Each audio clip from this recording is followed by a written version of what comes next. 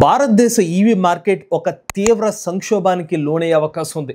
ఒకవేళ చైనా సంబంధించిన కొన్ని రిస్ట్రిక్షన్స్ కనుక నిలిపివేయకపోతే భారతదేశ ఈవీ మార్కెట్ ఇబ్బందుల్లో పడక తప్పదు. అసలు చైనా కంపెనీ వాళ్ళు ఎందుకని రేర్ ఎర్త్ మెటల్స్ని భారతదేశానికి ఎక్స్పోర్ట్ చేయడానికి చాలా ఆంక్షలు పెడుతున్నారు? అసలు రేర్ ఎర్త్ మెటల్స్కి ఎలక్ట్రిక్ వాహనాలకి ఉన్న లింక్ ఏంటి?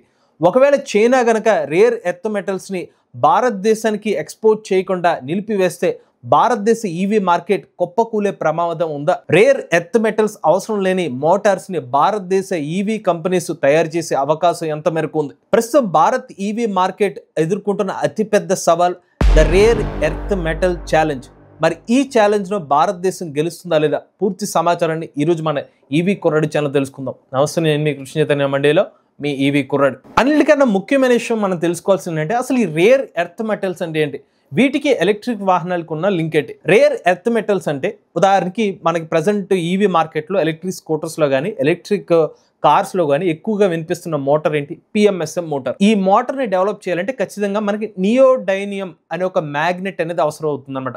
ఈ నియోడైనియం అనే ఒక మ్యాగ్నెట్ ఏదైతే ఉందో ఇది రేర్ ఎర్త్ మెటల్ అనమాట. ఇలాంటి రేర్ ఎర్త్ మెటల్ కావాలంటే అటువంటి రేర్ ఎర్త్ మెటల్ నిక్షేపాలు ఎక్కువగా చైనా దేశంలో ఉన్నాయి. ఇవాళ మన భారతదేశంలో ఈవీస్ లో పిఎంఎస్ఎం మోటార్స్ ఏదైతే ఉన్నాయో ఎక్కువ శాతం ఆ పిఎంఎస్ఎం మోటార్లో అవసరమైన నియోడైమియం అనే ఒక మ్యాగ్నెట్ ఏదైతే ఉందో చైనా నుండే ఈ రోజుకి మన ఈవీ సంబంధించిన మ్యానుఫ్యాక్చర్స్ ఇక్కడికి ఇంపోర్ట్ చేసుకుంటున్నారు. అది ఎలక్ట్రిక్ కార్లు కానివ్వండి, లేకపోతే ఎలక్ట్రిక్ 2 వీలర్స్ కానివ్వండి, ఎలక్ట్రిక్ 3 వీలర్స్ కానివ్వండి, ఈ పిఎంఎస్ఎం మోటార్స్లో ఎక్కువగా యూజ్ చేసి ఈ రేర్ ఎర్త్ మెటల్కి ఖచ్చితంగా మనకి ఆ మ్యాగ్నెట్స్ అవసరం అనమాట. మరి అలాంటి నియోడైనియం మ్యాగ్నెట్స్ని మన భారతదేశ మార్కెట్కి ఎక్స్పోర్ట్ చేయడం కోసం ఎందుకు చైనా వాళ్ళు కొన్ని రిస్ట్రిక్షన్స్ పెట్టారు.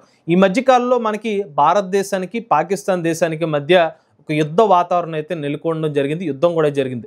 మరి ఇటువంటి టైంలో చైనా ఎవరి పక్షాన నిలబడుతుంది? పాకిస్తాన్ పక్షాన నిలబడి సపోర్ట్ చేస్తుంది కదా. సో వీళ్ళు ఏం చేశారంటే ఈ యుద్ధ వాతావరణంలో ఎవరైతే భారతదేశం నుంచి ఈవీ మ్యానుఫ్యాక్చర్స్ కనుక ఈ రేర్ ఎర్త్ మెటల్స్ కనుక వీళ్ళు ఆర్డర్ పెడితే కనుక వాటిని పంపించట్లేదు, చాలా రిస్ట్రిక్షన్స్ చేస్తుంది, చాలా ఫార్మ్స్ అడుగుతుంది. అవన్నీ క్లియర్ చేస్తే మాత్రమే ఈ రేర్ ఎర్త్ మెటల్స్ ని పంపిస్తూ ఉంటుంది. అసలు ఎలక్ట్రిక్ వాహనాల్లో ఉన్న రేర్ ఎర్త్ మెటల్ పంపించడానికి యుద్ధ వాతావరణానికి సంబంధం ఏంటంటే యుద్ధంలో ఉపయోగించే కొన్ని ఆయుధాల్లో కూడా రేర్ ఎర్త్ మెటల్స్ అయితే ఉపయోగిస్తారన్నమాట.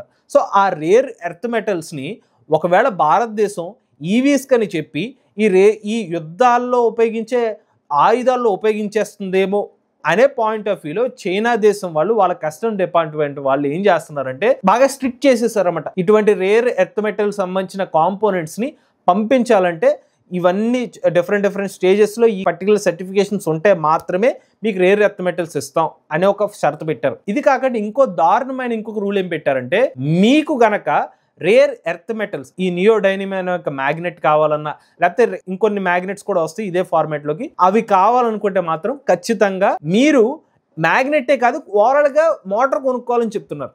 సో మీకు అర్థమైందా? జనరల్ గా ఈ ఈవీ మ్యానుఫ్యాక్చర్స్ ఎవరైతే ఉన్నారో వాళ్ళకి ఆ మోటార్లో కావాల్సిన కాంపోనెంట్స్ కొన్ని భారతదేశంలోనే దొరుకుతున్నాయి. ఆ కాంపోనెంట్స్ ముడి భాగాలు దాంట్లో వాడే కోర్ కానివ్వండి ఇతర ఎలిమెంట్స్ ఏదైతే ఉన్నాయో భారతదేశంలో తయారు చేయగలుగుతారు. బట్ మ్యాగ్నెట్స్ అనేవి ఎక్కడ పడితే అక్కడ దొరకవు. కొన్ని ఖనిజాలు ఏదైతే ఉంటాయి కొన్ని భారతదేశంలో ఉంటాయి, కొన్ని చైనాలో ఉంటాయి, కొన్ని బొలేవియాలో ఉంటాయి, కొన్ని ఆస్ట్రేలియాలో ఉంటాయి, ఇలా వేరే దేశాల్లో ఉంటాయి. కాబట్టి చైనాలో వీళ్ళకి ఒక అడ్వాంటేజ్ ఉందన్నమాట. సో వీళ్ళు ఏం చేస్తున్నారు, యుద్ధంలో జరుగుతుంది కాబట్టి మీరు ఈవీ మ్యానుఫ్యాక్చర్స్ మీరేమన్నా మ్యాగ్నెట్స్ లాంటివి పెట్టుకుని వాటిని మీరు ఈవీస్లో వాడకుండా దీంట్లో వాడేస్తారేమో అనే పాయింట్ ఆఫ్ వ్యూలో చైనా వాళ్ళు ఏమో రిస్ట్రిక్షన్స్ పెట్టారు. బట్ ఇక్కడ నాకు వచ్చిన డౌట్ ఏంటంటే అంటే వీళ్ళు ఇన్ని సంవత్సరాల పాటు బిజినెస్ చేసిన ఈవీ కంపెనీస్ సడన్ గా ఇప్పుడు ఆయుధాల కోసం పెడతారా? మరి వాళ్ళు ఏ లాజిక్ లో మరి చైనా వాళ్ళు ఆలోచిస్తున్నారు నాకైతే అర్థం కాలేదు. ఇప్పుడు నిజమే వాళ్ళు అంత డీటెయిల్ గా ఆలోచించారు అనుకుందాం. కొద్దిగా మోటార్ కొనాలనుకుంటే వాళ్ళకి తడిసి మోపుడు అవుతుంది కదా. చైనా నుండి అసలు ఎందుకు ఇంపోర్ట్ చేసుకుంటున్నారు మ్యాగ్నెట్? ఇక్కడ మన భారతదేశంలో దొరకట్లేదు, మాకు ఇతర కాంపోనెంట్స్ చౌకగా వచ్చేస్తున్నాయి, అవి ఒక్కటే మీ దగ్గర ఉన్నాయి కాబట్టి వాటిని బల్క్ ఆర్డర్ లో వీళ్ళు ఆర్డర్ పెట్టుకుంటున్నారు.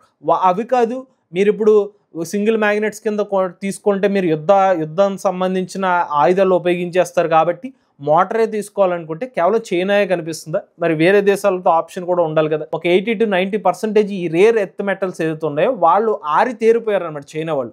సో ఈ ఈవీ రిలేటెడ్ డొమైన్లో.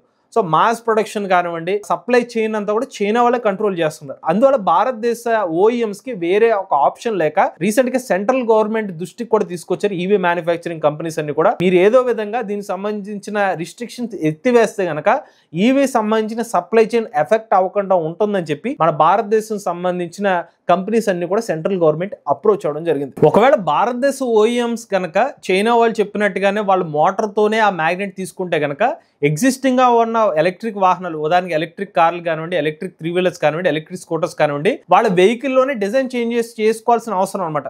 సో వాళ్ళు స్పెసిఫిక్ గా మోటార్ ఇచ్చేస్తూ ఉంటారు. బట్ వీళ్ళు మన భారతదేశంలో తీసుకొచ్చి మనకు తగ్గట్టుగా డెవలప్ చేసుకోవచ్చు కదా.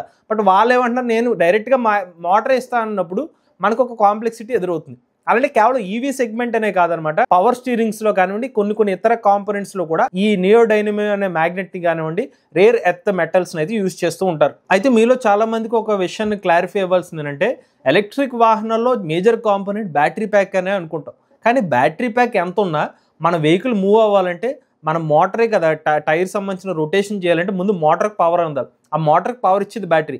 సో పవర్ ఇచ్చే పవర్ సోర్స్ ఉంది, కానీ ఆ పవర్ ఉండాలిగా ముందు. ఆ మోటార్ ఇవ్వాల్సిందే కదా, ఆ మోటార్ రొటేట్ చేయాలి కదా. సో పవర్ అయితే వచ్చేసింది, బట్ ఆ పవర్ సోర్స్ మోటార్ కదా. ఆ మోటార్ లో మేజర్ కాంపోనెంటే ఈ పిఎంఎస్ఎం మోటార్. ఈ మధ్యకాలంలో ఎలక్ట్రిక్ 2 వీలర్ సెగ్మెంట్ లో ఓలా కానివ్వండి, ఏతర్ కానివ్వండి, హీరో వేదా కానివ్వండి, ఇలా మోస్ట్లీ పర్ఫార్మెన్స్ ఎలక్ట్రిక్ స్కూటర్స్ భారతదేశ మార్కెట్ లో ఎక్కువ మంది కంపెనీస్ అన్ని కూడా పిఎంఎస్ఎం మోటార్స్ వైపు మొగ్గు చూపిస్తున్నారు. కారణం ఏంటంటే వీటి యొక్క హై పవర్ డెన్సిటీ కానివ్వండి, లేకపోతే టార్క్. ఇనీషియల్ గా మీరు జస్ట్ వెహికల్ ఆఫ్ చేసి ఆన్ చేసిన వెంటనే ఇనీషియల్ గా టార్క్ కోరుకుంటారు కదా, ఆ ఇనీషియల్ హై టార్క్ ఇచ్చేది కూడా పిఎంఎస్ఎం మోటార్స్. ఈ పిఎంఎస్ఎం మోటార్స్ అన్నిటిని వర్క్ చేయించేది నియోడైమియం అనే ఒక మ్యాగ్నెట్, అలానే డైస్ప్రోజియం అనే ఇంకొక మ్యాగ్నెట్. ఈ రెండు కూడా మనకి రేర్ ఎర్త్ మెటల్స్ కింద వస్తాయి అనమాట. అలానే మనం ఒకసారి గణాంకాలు చూసుకుంటే 2017 సంవత్సరం తర్వాత నుంచి ప్రతి సంవత్సరం కూడా ఈ రేర్ ఎర్త్ మెటల్ సంబంధించిన ఇంపోర్ట్స్ అనేది పెరుగుతూ వస్తుంది. ఒక 10% కానివ్వండి, ఇంకా ఎక్కువ శాతం పర్సెంటేజ్ పెరుగుతూ వస్తుంది. ఎందుకంటే ఈ రేర్ ఎర్త్ మెటల్ సంబంధించిన వాడకం భారతదేశ మార్కెట్ లో విపరీతంగా పెరుగుతుంది. సో ఆ ఇంపోర్ట్స్ కూడా ఎక్కువగా భారతదేశం చైనా నుండే తెచ్చుకుంటుంది.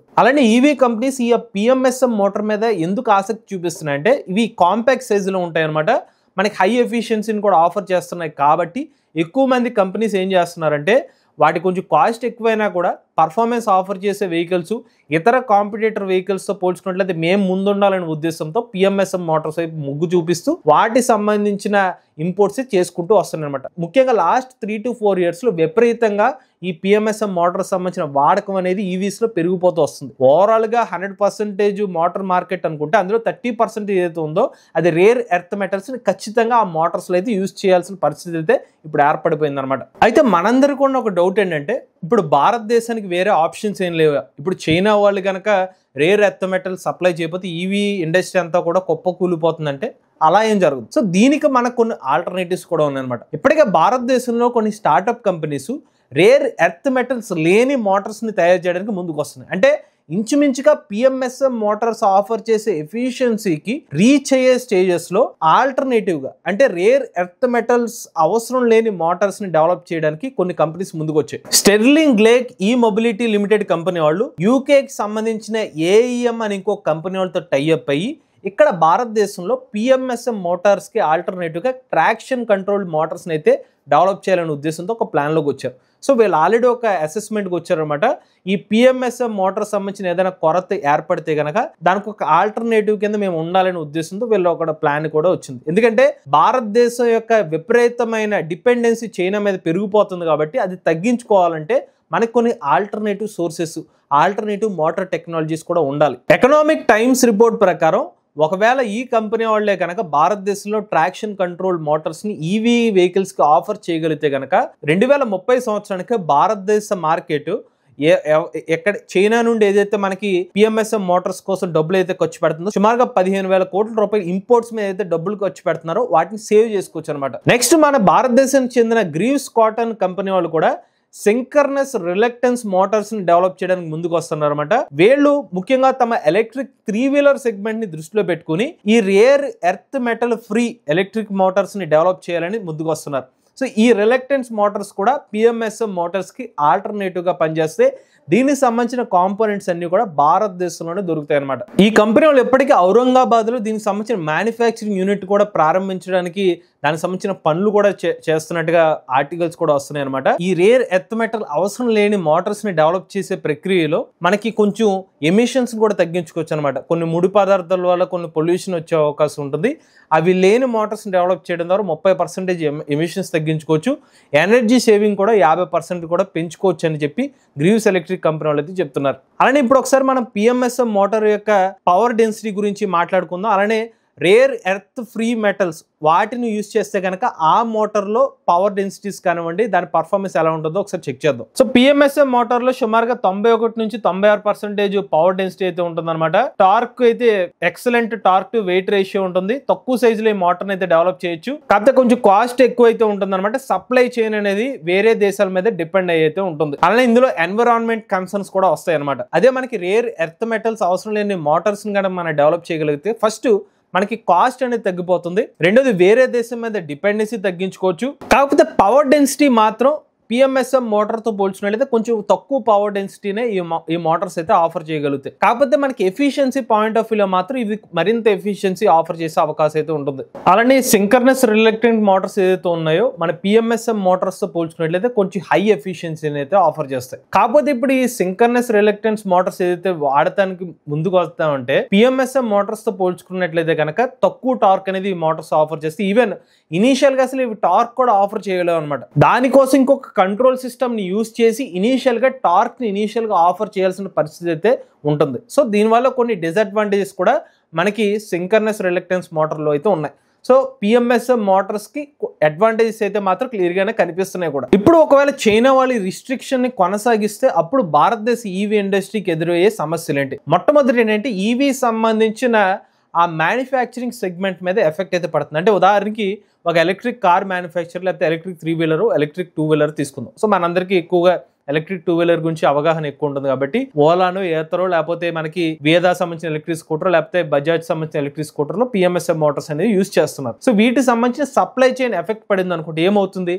ఆల్రెడీ కొంచెం పిఎంఎస్ఎం మోటార్స్ వీళ్ళ దగ్గర స్టాక్ అయితే ఉంటుంది కదా, అందులో కూడా నియోడైనమియం సంబంధించిన మ్యాగ్నెట్స్ ఉన్నాయి అనుకుందాం. బయట నుంచి మ్యాగ్నెట్స్ రావట్లే, ఆల్రెడీ ఎగ్జిస్టింగ్ మార్కెట్ లో ఉన్న మ్యాగ్నెట్స్ యొక్క రేటు పెరిగిపోయే అవకాశం ఉంటుంది. సో డిమాండ్ పెరిగిపోతుంది, సప్లై ఉండదు. అటువంటి టైంలో ఏమవుతుంది? ఎగ్జిస్టింగ్ కంపెనీస్ ఉన్నంత మేరకు తక్కువ ప్రైస్ లో ఆఫర్ చేయడానికి ట్రై చేస్తుంది. బట్ ఇది ఎక్కువ టైం కనుక కొనసాగి వేరే ఆ చైనా సంబంధించిన రిస్ట్రిక్షన్ ఉంటే గనక మన భారతదేశంలో నియోడైనమియం అనే సంబంధించిన మ్యాగ్నెట్ సంబంధించిన రేట్లు పెరిగిపోయే అవకాశం ఉంటుంది. అది ఎండ్ ఆఫ్ ది డే అది కస్టమర్కి వెహికల్ సంబంధించిన రేట్ల మీద ఎఫెక్ట్ పడే అవకాశం ఉంటుంది. సుమారుగా ఒక 5 నుండి 15% ఓవరాల్ వెహికల్ రేట్ల మీద ఇంపాక్ట్ పడే అవకాశం ఉంటుంది. రెండోది చూసుకున్నట్లయితే వెహికల్ సంబంధించిన డెలివరీస్ కూడా డిలే అయ్యే అవకాశం ఉంటుంది.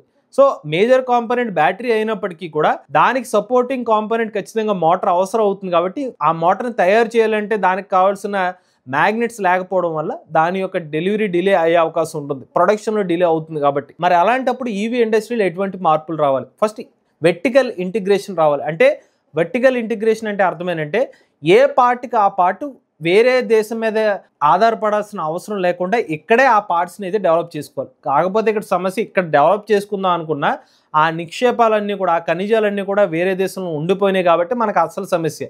సుమారుగా 80% పైగా మన ఈ నియోడైమియం అనే మ్యాగ్నెట్ని చైనా నుండే యాజ్ ఆఫ్ నో మనం ఇంపోర్ట్ చేసుకుంటున్నాం.